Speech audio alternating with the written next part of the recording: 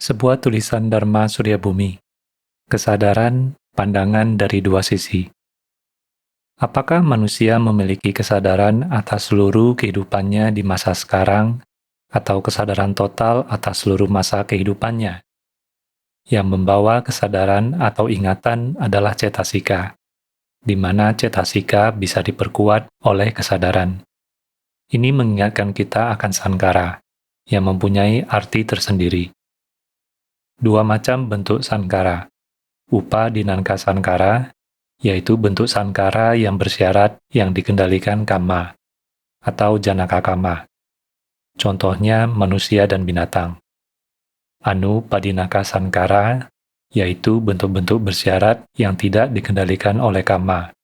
Contohnya rumah, mobil, dan benda-benda lainnya.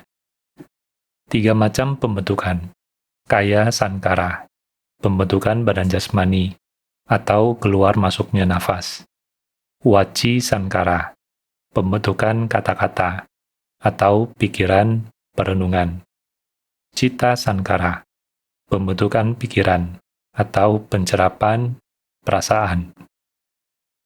Sankara duka, kondisi tertekan oleh semua sankara yang selalu timbul lenyap, seperti kondisi keberadaan kita sebagai manusia sehingga memiliki pancaskanda yang menjadi sarana penderitaan batin dan jasmani. Cerita. Ada seorang ayah yang sedang menganyam bambu mendadak meninggal dunia. Timbul kesadaran bahwa dirinya telah berada jauh dari tempat tinggalnya.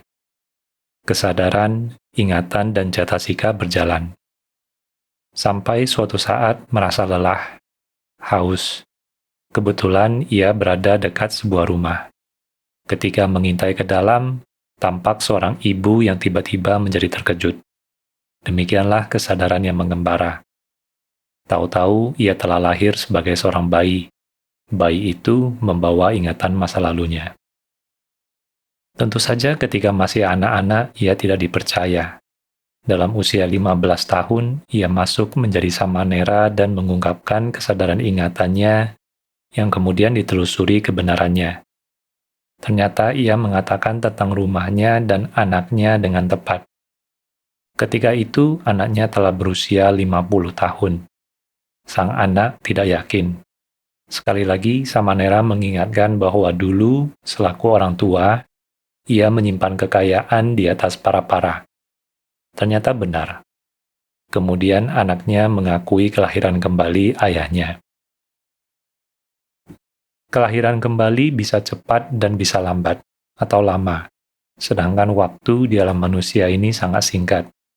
1000 tahun di alam manusia sama dengan 1 hari di alam dewa.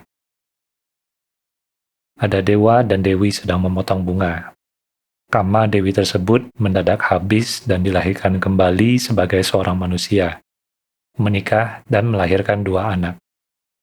Pada usia 30 tahun, ia meninggal dunia. Karena kama yang baik, ia langsung masuk alam dewa. Di alam dewa, ia menjumpai dewa yang ditinggalkan dulu, belum selesai memotong bunga. 30 tahun di alam manusia hanya beberapa saat di alam dewa. 30/1000 kali 12 jam, sama dengan 36/100 jam, atau lebih kurang 20 menit. Hubungan antara pikiran dan cetasika seperti adik dan kakak, benda dan bayangannya. Apabila kesadaran dan pikiran tidak baik sama kuat, hendaknya keduanya ditinggalkan dan alihkan perhatian kepada napas.